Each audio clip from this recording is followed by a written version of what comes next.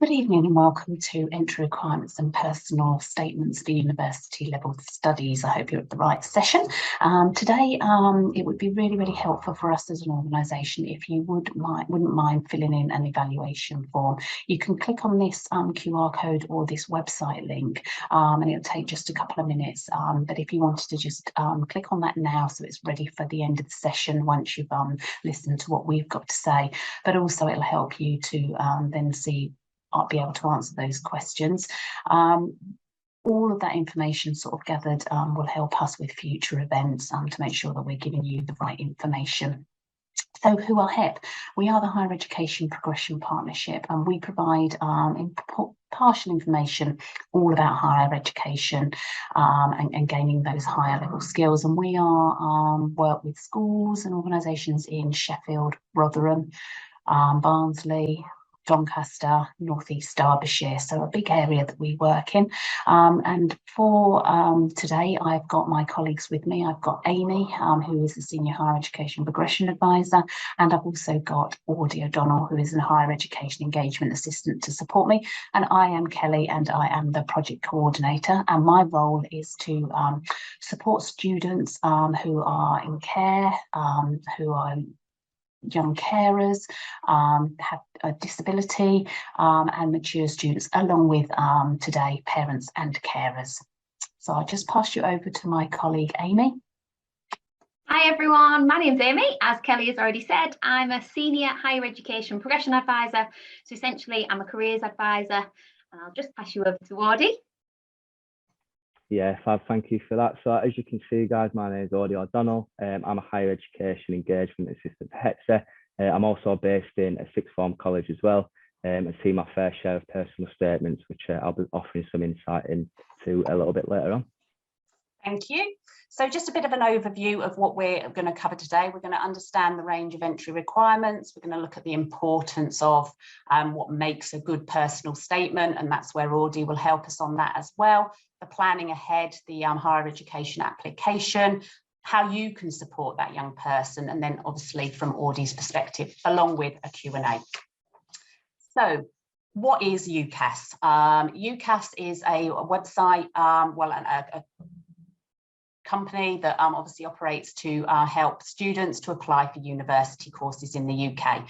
That's the website address. Now on there you can search for courses, institutions at any time. You do not need an account. You can just go on there and you can search hundreds of courses around the country, looking at what courses there will be.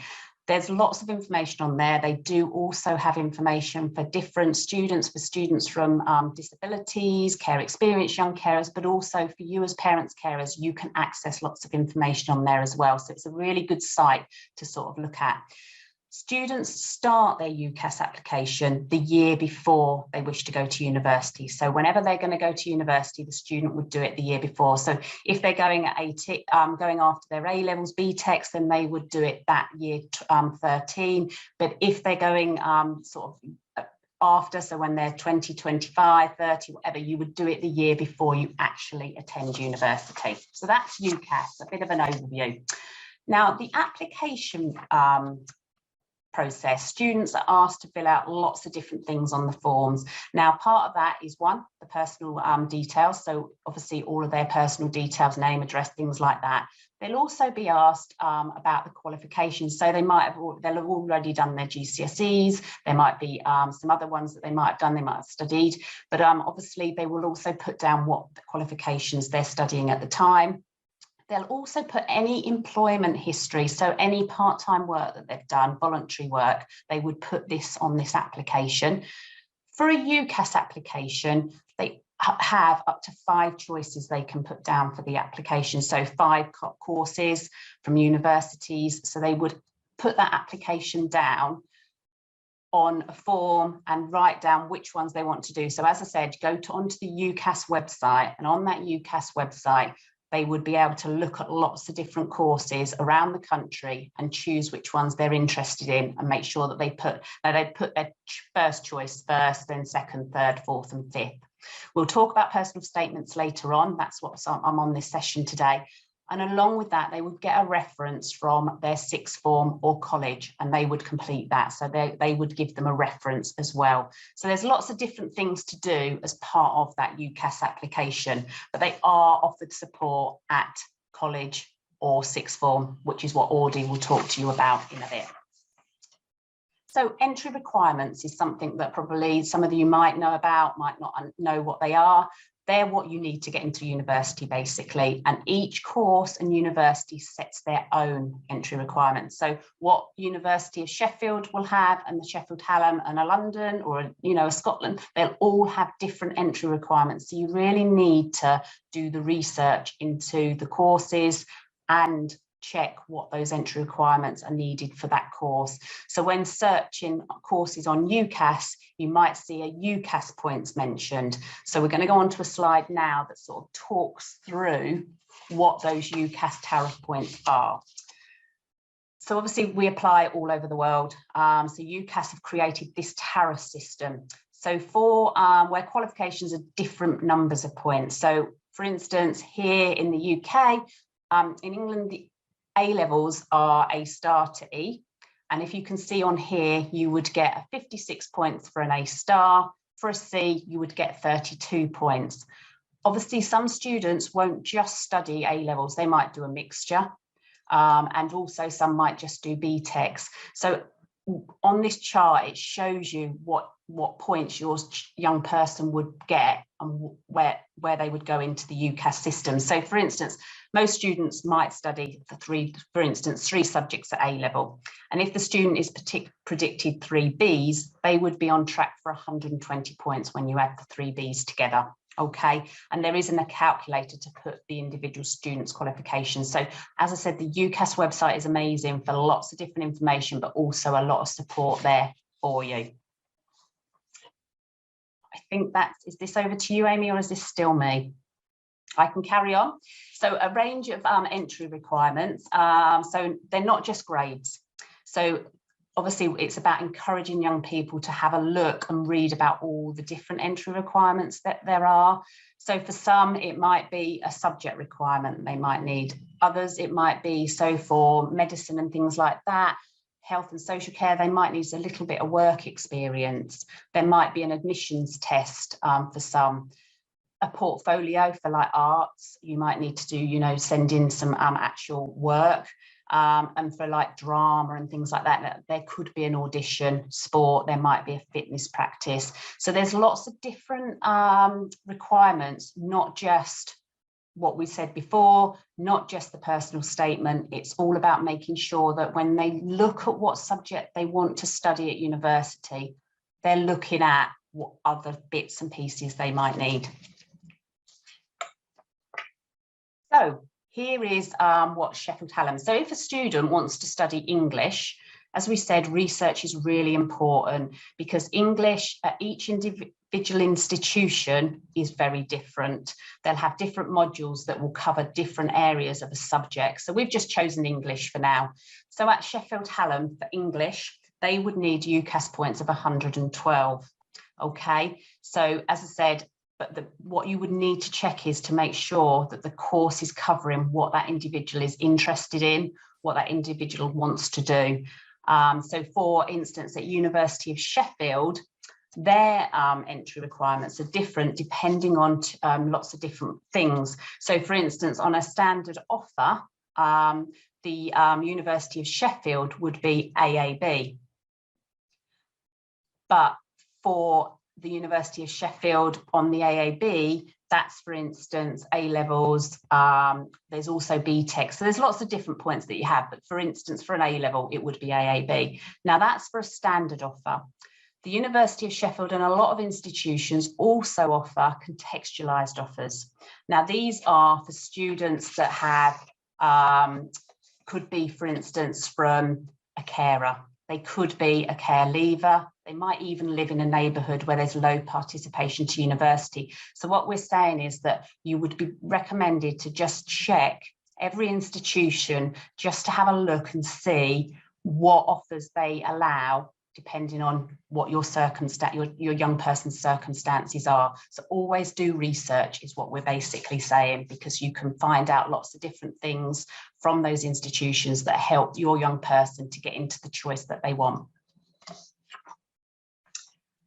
You can also study at a college. So a college also does university levels. So the university campus in Doncaster, their BA honours in English is 64 UCAS points. So it's really just doing that research, looking at what the skills are, what they've going to predicted at A levels, BTEC subjects, and then go on and search and find what's right for them. So what institution is right for them. Okay. Thank you, Amy. Thanks, Kelly. Okay, so this is just a kind of heads up for you about some courses where you might find they have very similar entry requirements. So Kelly's obviously given you the example of English. For something like teaching, if it's primary teaching, students have to have a minimum of a grade 4 or an old C, if you're familiar with the old system, in English, maths and science, and every university will ask for that. So the ones that you can see on the screen now, they're the ones that tend to have quite similar entry requirements and maybe won't have low entry requirements like, say, the last example that we've just shown you in English. So just to say that these are professional bodies that set some of these, so obviously it can really vary. Okay, so if a student is unsure about what course or what they want to do next, which I go into schools a lot, and I'm sure that Audie can attest to this as well, loads of students don't know what to do, and that's absolutely fine. So these are just a few links that might help you maybe suggest to them, maybe you could have a look at them together about what might be right for them, thinking about their strengths, their favourite subjects, what they want from their future, what's important to them, that can maybe help them identify some career areas or their next steps in terms of their education. So we've given you quite a lot of information there. Does anyone have any questions just before we move on? I don't think I've seen any in the chat. No. No. Okay. Well, if that all makes sense, then Kelly, you've obviously done a grand job there. Thank you. If you do have any questions, then we've got another opportunity to ask some in a moment. So we're going to move on to personal statements. So personal statements are a chance. Amy, sorry, just there are a couple of questions now coming in. All right. Let's have a look. So what is the difference when leaving with degree? What is the difference when leaving with degrees from different universities? Good question. For me, I would probably say a degree is a degree from wherever you get it from. So if you studied at Sheffield Hallam, if you've studied at the University of Sheffield, wherever you study, that will be on your course certificate, and you might put it on your CV or a future application. But it's essentially, it's all a degree. Some students are really interested in going to particular universities, and that's obviously something that might be really important to them. Other people, it might not be. Kelly and Audie, have you got anything to add to that? Don't think so. No, that's great. The next question is, will we be covering timelines for 23 entry? Ooh, we haven't actually got timelines, but I'll write that down and we can include it in the email when we send it out. Lovely. Is it better to put in 5 course choices, or to just put in those you really want and then wait for clearing if you don't get them? From a careers advisor perspective, I would definitely say use all of your 5 choices. So you've got 5, you might as well use them all, even if you've got one that you really, really want to go to. I always say to students, use all of them. Okay, I think the question, what is the difference when leaving with degrees from different universities? I think someone's come back and said, I meant with the fact the entry requirements are very different. Okay. So, yeah, I mean, it's very personal on that individual. So I think some students, you know, if they're getting top grades and they can go to Oxford or Cambridge, then Oxford or Cambridge is very prestigious, and that's very, very important for some people. For others, it's not so much. and they want to go to their local university. If you studied at a college, then colleges don't have degree awarding powers. So, for example, you might find that if you did a course at, say, Barnsley College, it might be accredited by the university, by Sheffield Hallam. They do quite a lot of Barnsley College's qualifications. So you might find that your certificate might say Sheffield Hallam, even though you studied it at Barnsley College. That would probably be the main difference, I would say. Excellent. Just to let everybody know, the presentation will be sent out with the recording, okay? It says, I noticed that one of those exams included the EPQ as essential. Is that often needed? We didn't take that A-level option. No, it's not. So EPQ is extended project qualification, and that's something that students can do on top of their studies. I wouldn't say that it's usually essential, so it's always an advantage, and that's something that we're going to talk about in terms of personal statements. So what can that student talk about? If they haven't taken it, then that might come into maybe those Access Sheffield offers. You know, when Kelly was saying about looking carefully at what can be maybe offered at a slightly lower level. So if they haven't done an EPQ because it wasn't an option at their college or sixth form, then that's absolutely understandable. And a university shouldn't be penalising you for that. They should be supporting you to get onto the course that student wants to. Just a couple more questions. When is the application open and closed for this year, current year 13s? I don't know when it's open. Do you know, Audie? I think it opens... is it open now? It depends. I think obviously when it comes to, you know, Oxbridge and courses like medicine and stuff, that has an earlier deadline, so that's definitely open for those kind of courses. But I presume, I don't want to, you know, preach like falsely, but I presume it should be open as well for the rest of them. I think it's open, yes. If they get their application in early, brilliant. Main deadlines: Oxford, Cambridge, veterinary courses, dentistry or medicine are the early October deadline. Otherwise, all of the courses are January. So they do get a lot of support. Yeah, and the last one is, when you say 5 choices, do we mean 5 different subject courses or the same subject at different universities? So that whatever you choose would be one choice. So subject courses at 5 different universities, yeah, that is what we would recommend. So as we go through talking about personal statements, there's one personal statement for all of those options. If the student has picked 5 different courses, that personal statement is going to be very hard to write, but we'll get on to that. Yeah, that's what one of the questions was obviously choosing different degree courses, 5 different options. So we'll carry on then onto a personal statement. Thank you very much, Kelly. Okay, so we might have started touching on a few of these already. So it's a chance to talk about their achievements, their interests and aspirations. It does have a character limit, so each individual word, space, letter, space or full stop, but roughly it's about the length of an A4 page. It needs to be relevant for the course that the student is applying for. If you apply for 5 different choices, 5 different courses, very, very difficult to write a personal statement to go to them all that would apply for them all. The main thing that we find is that it catches students out every year. It's not easy. It takes a lot of time. It's probably the first time they've really had to write a full page about themselves, but sixth form and college will support them with their application. And as Kelly said, then Audie will give you a bit of advice in a moment. So in terms of what a successful higher education application should look like, so this is whether it's going to a college or a sixth form. So you want to be telling admission staff why you're suitable to study at a university or college. Showcases all of your achievements, strengths and capabilities, has no spelling or grammar mistakes, which should hopefully be picked up.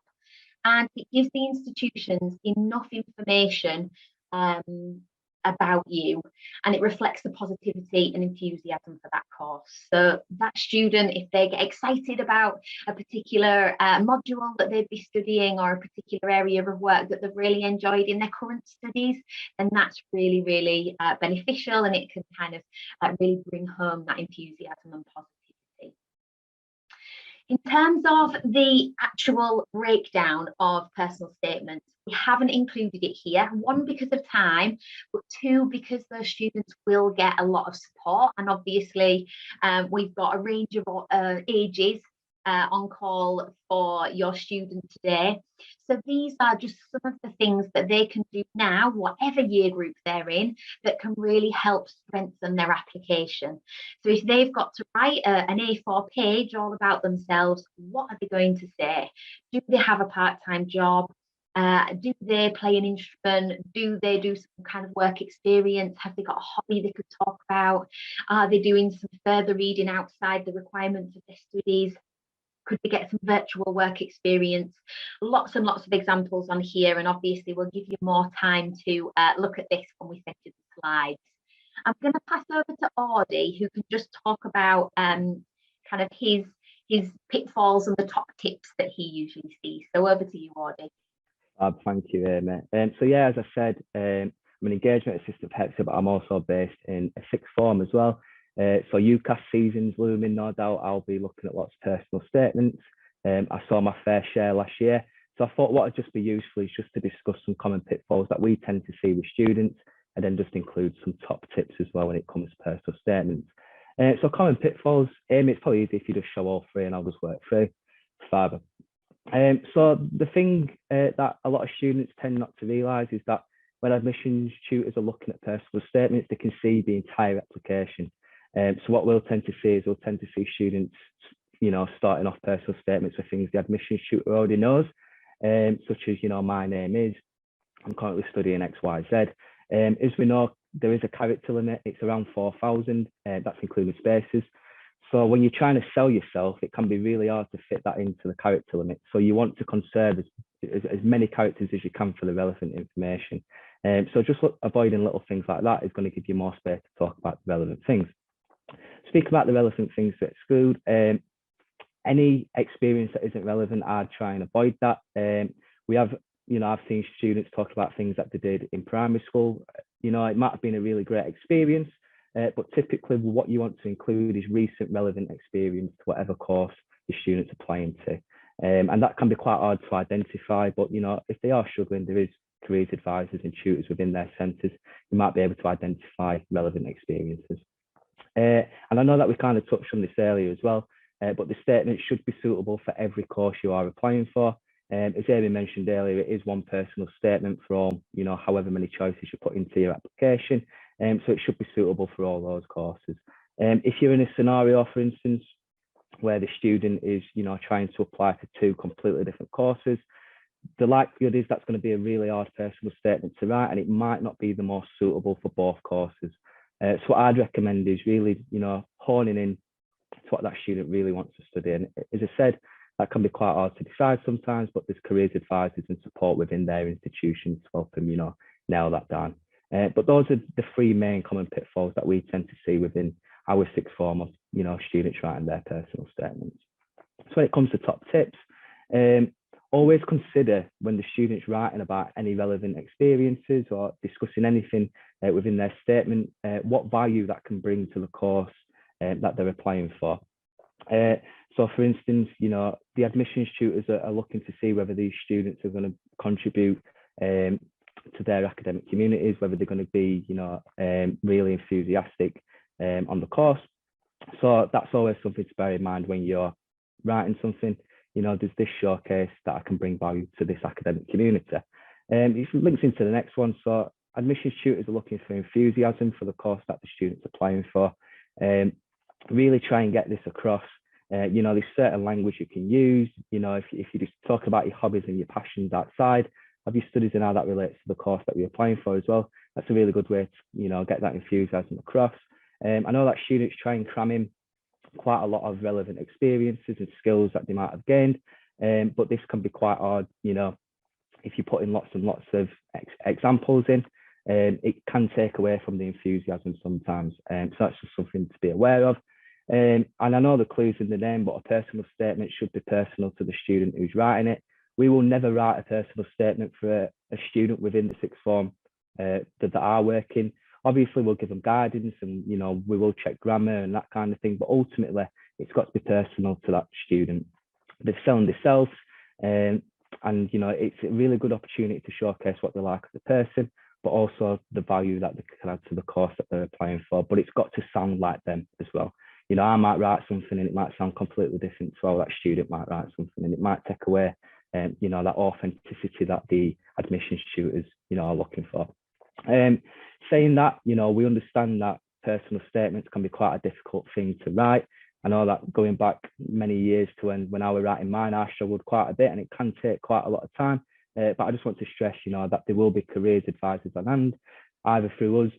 At Hepp, we have our higher education progression advisors such as Amy, but also within, you know, your students' institutions as well. There will be tutors, teachers and careers advisors on hand to offer just that additional layer of support as well. So yeah, as well as yourselves, please signpost to them services if your student is really struggling with any of the things that I've just mentioned. And I'll be sticking around for the Q&A as well if anyone does have any additional questions for me. But yeah, thank you. Thanks, Ardy. So we have got another opportunity for questions.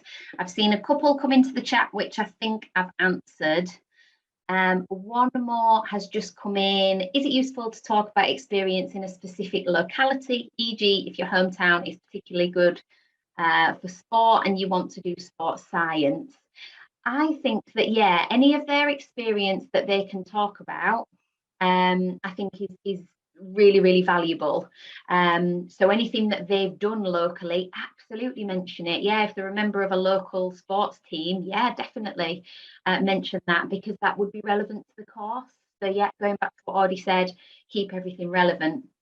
Absolutely. I don't know if I've missed any other questions. You might have to help me here, Kelly. Yeah, there's another one just come in. Should you still mention work experience, even if not particularly relevant to course, e.g. waitressing, when you want to do psychology? So my approach to this would be, yes, talk about the skills that could maybe transfer from waitressing into them studying psychology. But the idea of this personal statement is ideally to talk about why they definitely want to do that course, why they're really passionate about it. So one of the answers that I did put in the chat is further reading around a student's course, I think is really, really valuable. So not just what they've been given in their course. If they go away on a weekend and are reading, you know, books related to that subject in their own time, or doing an online course, I think that's really, really valuable. So absolutely mention work experience, but I think I would be teasing out the skills that they've gained from those jobs and how it would translate into them doing that psychology degree and doing really well in it. Yeah. Next one was, does the IDEA award count? I don't know what that is. No, I didn't either. I need to keep having a look at all of the courses. Yes. There was another one as well. Yeah. I'll have a look. Yeah. If a parent took them to a relevant work event, e.g. a week-long training, could you put that?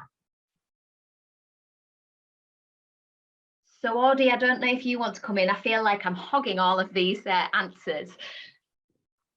For me, I think it just goes down to what the student got out of whatever experience you're talking about, and whether they've, you know, got skills gained from that would translate to the course that they're going to study. So if they got, you know, lots of skills and that week-long training that they feel could translate into them studying whatever course they're applying for, I'd say, yeah, absolutely mention that. But, you know, it's just about really honing down on how that might translate to the course that they're studying. Yeah. Duke of Edinburgh for definite, you mentioned that, don't you, in your... Yeah, absolutely. for definite mention that. It's an IT award, Amy, the IDEA. What I'm going to do is I won't do it now because I'm sharing my screen, but I'll give you the UCAS calculator, and then any course that you think, oh, I wonder if that gets UCAS points, have a look. The problem is most universities will want the UCAS points from, say, your 3 A levels or the BTEC that you're studying. So if you... what they're trying to avoid is a student doing A levels, getting 3 E's and making up their those points with everything else. So they usually want those points from those qualifications. Lovely. I think we're pretty much there, and if we've missed any, apologies, we'll look through them as we go. So I think we're on to the last bit now, Amy. Fabulous. Okay, so apologies, we're running over a little bit on time. If you need to go, then we will send you the recording and these slides afterwards, but we'll try and whiz through, and then we can have any final questions if you've got them. So how can you support your young person? We've already mentioned about helping them think about their skills, their strengths, their experiences, and what they could do now that can really help their personal statement. So as we brought up that page with lots and lots of different ideas on, maybe revisit that once you get these slides, because the more that they do, the more they've got to talk about. So a range of experience of getting involved in different activities, it's going to give them a lot of skills and hopefully a bit more confidence, but it also gives them something to talk about. Reflection of that is really, really important. So like Audie said, what did they get out of that experience? If they are doing loads and loads of different work experience, then encourage them to maybe have a diary almost and write down, right, well, what happened today and how did I feel about that and what changed my view and all of those kind of things when they're doing it. Encourage that research. So each university or college has very specific entry requirements. So something like nursing, you usually require 2 weeks work experience. When they're studying full time, that obviously makes it very, very difficult. And it's never too early to start. So you don't have to wait until they're in sixth form or college. You know, if you're a parent or carer of a young person in year 10, absolutely get them to start thinking about it now, because it's going to benefit their college or sixth form application as well. Do we want to do this Menti? Kelly, what do you think? Have we got time? Well, we have run over, haven't we? So we don't want to, obviously, we're blessed, everybody's busy. So we have got, as I said, we've got our evaluation form that we would really, really appreciate that you filled in, because obviously it helps us to know that we're covering the right things for you all and that you're getting the best, the benefit out of it. So we'll just quickly say about our new brochure. We've just been working on this. It's our guide for parents and carers. It's now, we have actual physical copies, but it is also on our Hepp website, which you can download with that QR code. If you do want to receive this, I know that people have done put their addresses down on the actual when they've registered for the event. But if now you are interested in having that resource and would like a physical copy of it, then please email us at hepp.ac.uk. Just so that we can then send that out to you. All right, so it's an amazing resource, but again, I wouldn't be right if I didn't say it. Have you considered university level? This isn't just about students of 18, it's 18 plus. Everyone can be a student if they like. Over 21, we have, look, 187,000 mature students. So it might be something that's of interest to you. We have an ambassador, a parent and carer ambassador, who is actually, went to look round an open day with their young person and ended up going to university themselves. So there is, lots of opportunities as well for yourself. But that is pretty much it, I think. There's the QR code.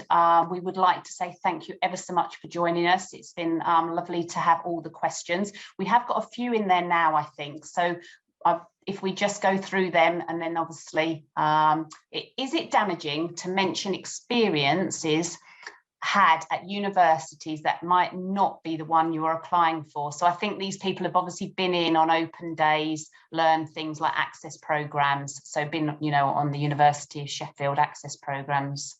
I would say absolutely mention them, just don't make them a focus of that particular university. So because it's going to go to 5 different universities, then you might just say that they participated in my local university access program. You might not be applying to that university, and that's absolutely fine. Things learned on open days, to me, I think for an admissions tutor, it shows that they're keen and they've done their research, which is what they want to do at university. So I don't think that's a bad thing. No. When do year 11 students apply for college? So I've put this in the chat. It's usually around February, but they do get a lot of help with their from their school. Yeah, no, that's great. Everyone's saying thank you. There is someone with a hand up. I don't know whether you want to come off mute to ask your question. Yes, hi. I want to ask a question about the personal statement. What can be the main point of writing it? Like, okay, you can write about yourself, but what more things that you have to add on your personal statement? Rather than like volunteer work and participating in schoolwork, what are the other things I can add to my personal statement? So the main point for me is to get across to that admissions tutor or that university that you're applying for that you really, really want to do their course, and you're basically trying to convince them why you want to do it. So any experience you've had, talk about the skills that you've gained, what you've reflected on, how it's going to help you in this course, what further reading you've done around that subject, why you're really passionate about that subject, any career plans that you've got in the future. Problem with personal statements is they're really individual, so it makes it quite difficult to say exactly what you need to put in, because otherwise it would be really, really boring for those admissions tutors to read them all. Audie, have you got any other top tips? I think just echoing what you've just said there, and going back to the point that like Amy just said, it is really personal. So it can be quite hard sometimes to tell you exactly what to include, because everything's going to be so personal to you. I think if I could stress one thing, just try and come across as enthusiastic as you can for your specific courses that you're applying for. And there's various ways you can do that through talk about your further reading, the hobbies you might be involved in and stuff like that. But yeah. Lovely. I think we're pretty much there. There's just one more one. It says, do the other 4 choices know that you've applied to their others? No, they don't, do they? No, that's what I thought. No. That's it then. I think we're very much at the end there. Thank you ever so much. Sorry, we've just slightly overrun, but hopefully we've answered everyone's questions. So thanks for listening. As I said, we will be sending out the presentation and the recording to everybody that has registered today. So you will be able to go back and use that as reference. So thank you very much for joining us. Thanks, everyone. Thank you. See ya. Thank you very Bye. much. Bye. Ta-ra. Bye. Goodbye. Thank you.